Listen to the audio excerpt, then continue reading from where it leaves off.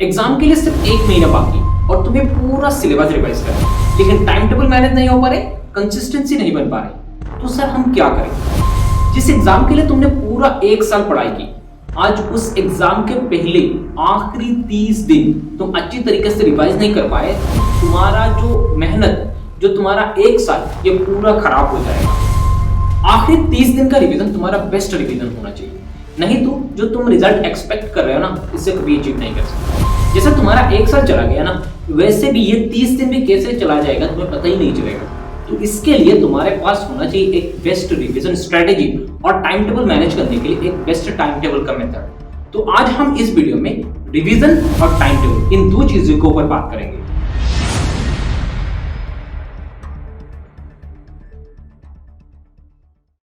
Revision का मतलब आज तक तुम्हें लग रहा है कि मैं पहले पूरा सिलेबस कंप्लीट करूंगा, इसके बाद जाकर मैं रिवाइज करूंगा, पहले मैं सिलेबस कंप्लीट करूंगा, इसके बाद मैं जाकर रिवाइज करूंगा और एट लास्ट में मॉक टेस्ट या तो फिर जो सैंपल पेपर इसे सॉल्व करूंगा। लेकिन ये जो तरीका तुम्हारे पास है, ये तरीका तब काम आ सकता है जब तुम्हारे पास 3 से 4 महीना बाकी है, लेकिन आखिरी 30 दिन में ये तरीका तुम्हारे लिए काम नहीं करेगा।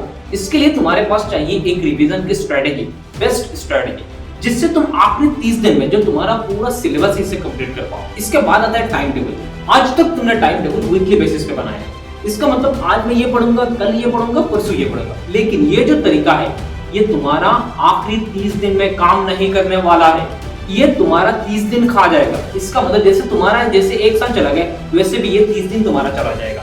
तो इसके लिए बेस्ट तुम्हारा टाइम टेबल मैनेज करने के लिए एक मेथड चाहिए। तो सबसे पहले हम बात करेंगे रिवीजन कैसे करना है। रिवीजन के लिए तुम्हारे पास होना चाहिए कुछ सैंपल पेपर, यानी हर एक सब्जेक्ट के लिए 2-2 सैंपल पेपर। यानी तुम्हारे पास जो सब्जेक्ट, मान लो तुम्हारे पास सब्जेक्ट है एसएससी के लिए तुम्हारे पास चाहिए 2 सैंपल पेपर।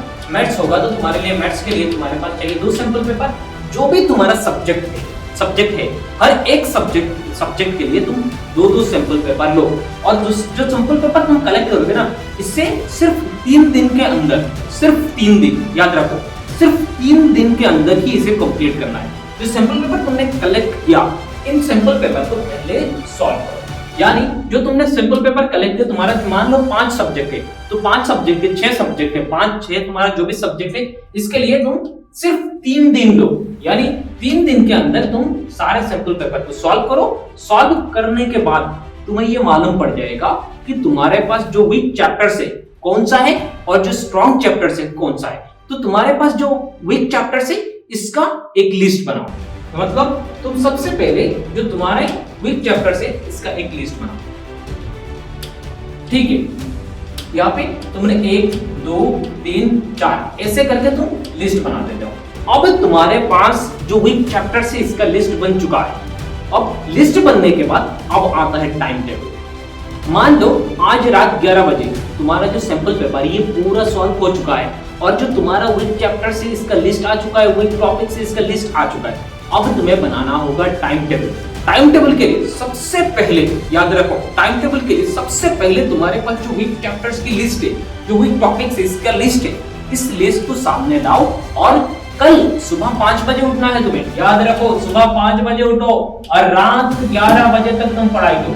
सुबह 5 बजे, यानी 5 बजे उठो और रात 11 बजे तक तुम पढ़ाई करो। ठीक है, तो तुम्हें याद रखो, तुम्हें जो टाइम टेबल है, इसे 5 बजे से लेकर, सुबह 5 बजे से लेकर रात 8 बजे तक का ही बनाना है।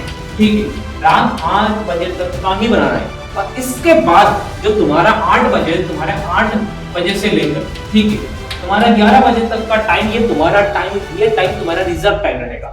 इसका मतलब तुम इस टाइम में कुछ ना कुछ करने वाले हो। ये मैं लास्ट में बताऊंगा। सबसे पहले हम ये 5 बजे से लेकर 11 बजे तक हमें क्या क्या पढ़ना है, कैसे पढ़ना है, इसे समझ लेते हैं। तो तुम्हारे पास जो वीक चैप्टर से इसका लिस्ट आ चुका है।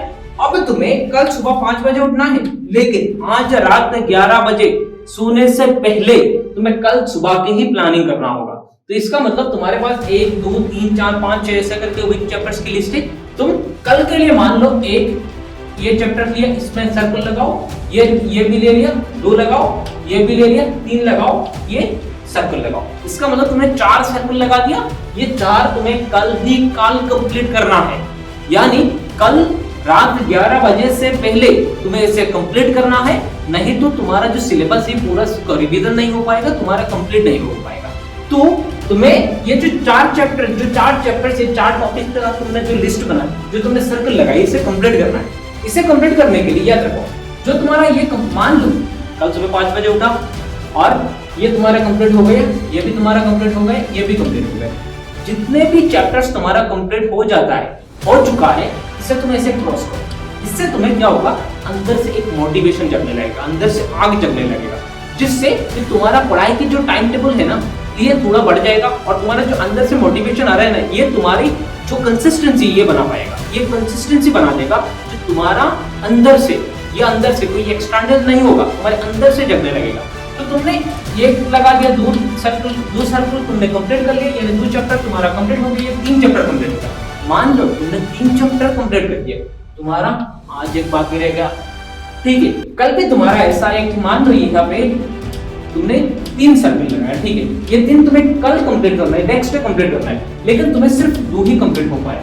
तो तुम्हारे पास जो 8 बजे से लेकर 11 बजे तक का जो तुम्हारा रिजर्व टाइम है, ठीक है, जो तुम्हारा रिजर्व टाइम है, इस टाइम फ्रेम में, इस टाइम के अंदर जो तुम्हारा चैप्टर बाकी रह गया है, इसे कंप्लीट करो, ठीक है। जो तुम्हारा चैप्टर्स बाकी रह गया है, इसे रात 11 बजे से रात 8 बजे से 11 बजे तक का जो टाइम है, इस टाइम के अंदर ही कंप्लीट करना है। इसका मतलब आज जो तुमने सर्कल लगाया है, इसे आज कंप्लीट करना है। मतलब जो आज की जो तुम्हारा टारगेट है, इसे आज कंप्लीट करना है, नहीं तो जो तुम्हारा 30 दिन है, वैसे ये 1 साल जैसे चला गया, वैसे भी ये 30 दिन ही तुम्हारा चला जाएगा। तो ये याद रखो, तुम्हें करना होगा, नहीं तो जो तुम रिजल्ट एक्सपेक्ट कर रहे हो ना, ये कभी अचीव नहीं कर सकते।